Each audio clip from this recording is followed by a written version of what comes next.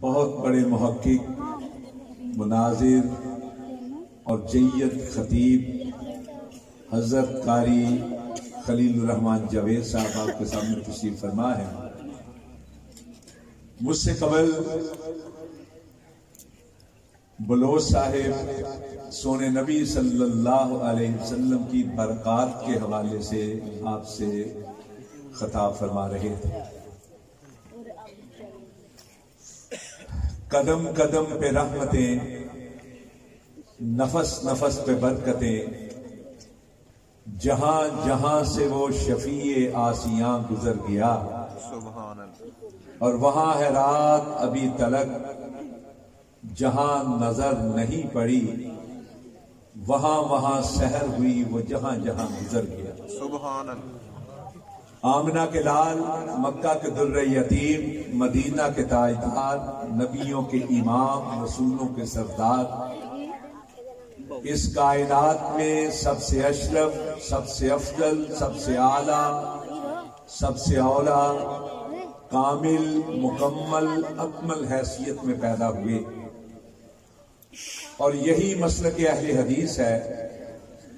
ہمارا یہ عقیدہ اور ایمان ہے کہ اس کائنات میں مدینہ کے تاجدار سے بڑھ کر کوئی پیدا نہیں ہوا، نہ ہوا ہے نہ قیامت تک ہوگا۔ مَضَتِ الدَّهُورُ وَمَا أَتَيْنَا بِمِثْلِهِ وَلَقَدْ أَتَىٰ فَأَعْجَزْنَا عَن نُّظَرَائِهِ۔ صدیاں بیت گئیں، زمانے لٹ گئے، کوئی آپ کی طرح کا پیدا نہ ہوا، اور جب آپ دنیا میں تشریف لے آئے، اب قیامت قائم ہو جائے، کوئی آپ کی طرح کا پیدا نہیں ہو سکتا۔ ہمارے بارے میں عام طور پر لوگ مختلف قسم کے شکوک و شبہات پھیلاتے، کہتے ہیں جی اہل حدیث وہابی ہیں، یہ پیارے نبی کے بارے میں ایسا ذہن رکھتے ہیں، ویسا ذہن رکھتے ہیں۔ میں آپ کی وساطت سے تمام اپنے بھائیوں تک یہ آواز پہنچانا چاہتا ہوں کہ اہل حدیث کو برا صرف اس لیے کہا جاتا ہے کہ یہ بزرگوں کو نہیں مانتے، یہ پیروں کو نہیں مانتے، یہ اماموں کو نہیں مانتے۔ میں برملا کہنا چاہتا ہوں کہ ہم سب کی عزت کرتے ہیں، سب کو تکریم دیتے ہیں، سب کا احترام کرتے ہیں، سب کو مانتے ہیں۔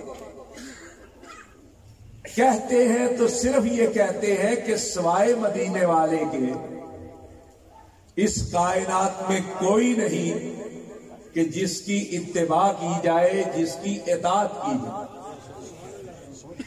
سب سے بڑھ کر صرف مدینے والا ہے اور کوئی نہیں۔ یہ ہے جرم اہل حدیث کا۔ مدینے والے کے ہوتے ہوئے نہ کسی کی ذات کو مانتے ہیں، نہ کسی کی بات کو مانتے۔ ہمیں لوگ تانے دیتے ہیں، یہ مکھیاں جلتے ہیں، یہ ایسے کرتے ہیں۔ ہم سے بھی تو پوچھو ہم ایسا کیوں کرتے ہیں؟ رب کعبہ کی قسم صرف مدینے والے کی سنت سمجھ کے کرتے ہیں، سبحان اللہ، اور کوئی بات نہیں کہ سونے نے فرمایا اور سونے نے کیا ہے۔ نماز کے اندر، احادیث کے اندر یہ چیز، ورنہ ہمیں کیا پڑی ہے لوگوں کے تانے برداشت کرنے کی، لوگوں کے مینے برداشت کرنے کی، لوگوں کے الزامات جھیلنے کی، صرف اس لیے کہ مدینے والے کا یہ فرمان ہے بس۔ مسند دارمی حدیث کی ایک کتاب ہے، اس میں ایک واقعہ ہے۔ رسول اکرم صلی اللہ علیہ وسلم فرماتے ہیں سونے مدینے والے کہ ایک دن میں وادی بندھا میں، مکہ کی نواحی ایک وادی میں آرام کر رہا تھا۔ میری آنکھیں سو رہی تھی، میرا دل جاگ رہا تھا کہ ایسے میں آسمانوں سے دو فرشتے نازل ہوئے، ایک زمین پر آن کے ٹھہر گیا، ایک فضاؤں میں محو پرواز رہا۔ پھر ایک فرشتے نے میری طرف اشارہ کر کے کہا، کیا یہ وہی ہے جن کی طرف ہم کو بھیجا گیا ہے؟ دوسرے نے کہا ہاں ہاں انہی کی طرف تو بھیجا گیا ہے۔ پھر ایک ترازو قائم کیا گیا، ایک میزان، اس ترازو کے ایک پلڑے میں مجھ کو رکھا گیا، دوسرے پلڑے میں ایک عام شخص کو رکھا گیا۔ سونے فرماتے ہیں، سونے مدینے والے کا فرمان ہے، میرا پلڑا بھاری رہا، پھر میری جگہ پہ تو میں تھا، لیکن جس جگہ پہ ایک تھا وہاں 10 رکھے گئے، میرے ساتھ 10 کو تولا گیا، میرا پلڑا تب بھی بھاری رہا۔ پھر 100 کو تولا گیا، میرا پلڑا تب بھی بوجھل وزنی رہا۔ پھر 1000 کو جب میرے ساتھ تولا گیا تو 1000 والا پلڑا یکدم اوپر کی طرف اٹھا، ہلکا ہونے کی وجہ سے۔ کانما یلسنون علی من خفۃ المیزان، وہ پلڑا ہلکورے لے رہا تھا اور ایسے دکھائی دیتا تھا جیسے بے وزنی کی وجہ سے، وزن کم ہونے کی وجہ سے جتنے ہلکورے لے رہا ہے کہ الٹ نہ جائے اور 1000 کے 1000 مجھ پر آن گرے۔ ایسے میں ایک فرشتے نے دوسرے سے کہا کیا گن گن کے تول رہے؟ اور لوگوں، جو حدیث کے الفاظ ہیں وہی مسلک اہل حدیث، وہی ہماری دعوت ہے، اور وہی در حقیقت سونے مدینے والے کی شان، عظمت اور مقام۔ ایک فرشتے نے کہا کیا گن گن کے تول رہے ہو؟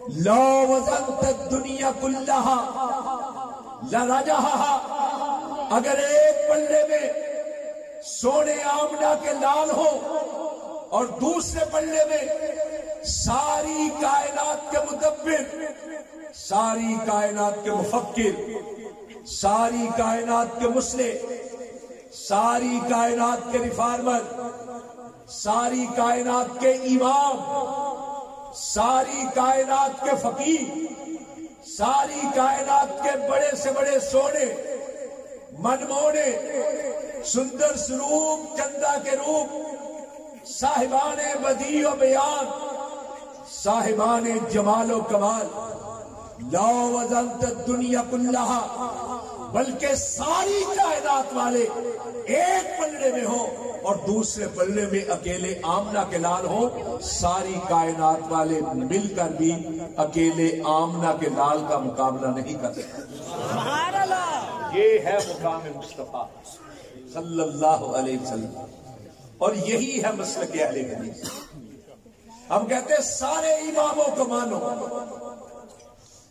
سارے فقیہوں کو مانو، سارے پیروں کا احترام کرو، سارے فقیروں کو عزت دو، کائنات میں جتنے ہیں سب کو مان لو، لیکن جب مدینے والے کی بات آ جائے تو اس کی بات کے ہوتے ہوئے کسی کی بات نہیں، اور اس کی ذات کے ہوتے ہوئے کسی کی ذات نہیں۔ یہ ہے مسلک اہل حدیث۔ اور اس وجہ سے اگر کوئی ہمیں برا سمجھتا ہے تو سمجھتا رہے، اگر ہم مدینے والے کے ہاں برے نہیں تو ساری کائنات میں ہمیں برا کہے تو ہمیں کوئی پرواہ نہیں۔ حضرت علامہ شہید فرمایا کرتے تھے کہ ہم نے کسی کا باپ مارا ہے، کیوں ہمیں گالیاں دیتے ہیں؟ کسی کے گھر ڈاکہ ڈالا ہے، کسی کی بہن چرائی ہے، خون نہ کرتا ہے، کسے راہ نہ کشتا ہے، جرمم ہمیں کے عاشق روئے تو گشتا ہے۔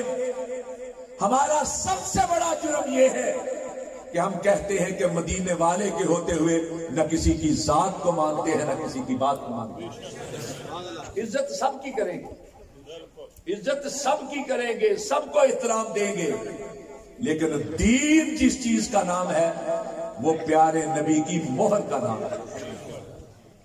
بابا دین محمد تو ہو سکتا ہے، لیکن دین محمد صرف وہ ہے جس پر مدینے والے کی مہر لگی۔ دین صرف اس چیز کا نام ہے جس پر مدینے والے کی مہر، یہ ہے جرم۔ علماء کرام تشریف فرما ہے، میں تو ایک طالب علم، لیکن ان کے اعتماد کے ساتھ یہ بات عرض کرنا چاہتا، کسی کو گالی نہیں، کوئی کفر نفاق کے فتوے نہیں، دعوت فکر ہمارا کوئی بھائی، کوئی ایک مسئلہ ہمارے مسلک کا مسلک اہل حدیث، جہاں تک بات ہے ہماری ذات کی، ہم انسان ہیں، کوتاہیوں کے، خامیوں کے، کمیوں کے، کجیوں کے پتلے، ہماری ذات میں نقص ہو سکتے، لیکن رب کعبہ کی قسم ہمارے مسلک میں کوئی خامی نہیں، ہمارے مسلک میں کوئی خامی نہیں، اس لیے کہ ہمارا مسلک ہمارے مفتیوں کے فتوے کا نام نہیں، ہمارا مسلک ہمارے علماء کی کتابوں کا نام نہیں، ہمارا مسلک ہمارے خطیبوں کے خطبوں کا نام نہیں، ہمارا مسلک اللہ کے قرآن کا نام ہے، مدینے والے کے فرمان کا نام ہے۔ اگر اللہ اور اس کے رسول کے فرمان کے اندر کوئی کمی نہیں اور رب کعبہ کی قسم کوئی کمی نہیں، تو پھر ہمارے مسلک کے اندر بھی کوئی کمی نہیں۔ اس لیے میں دعوت فکر دیتا ہوں، ہمارے مسلک کا کوئی ایک مسئلہ ایسا بتا دو جو اللہ کے قرآن کے خلاف ہو، رسول اللہ کے فرمان کے خلاف ہو، اس مجمع کو گواہ بنا کر کہہ رہا ہوں، صبح کے سورج کے طلوع ہونے سے پہلے وہ مسئلہ بھی چھوڑنے کے لیے تیار ہے، بتانے والے کا شکریہ بھی ادا کرنے کے لیے تیار ہے۔ کوئی لڑائی نہیں لڑیں گے، کوئی جھگڑا نہیں کریں گے، شکریہ ادا کریں گے، اور اگر کوئی نہیں تو پھر ہمیں جو دل چاہے کہہ لو، لیکن سونے مدینے والے کی تو بات مان لو۔ کیوں جی، اس میں کوئی لڑائی کی بات ہے، کوئی جھگڑے کی بات ہے، یہ ہے مسئلہ کیا ہے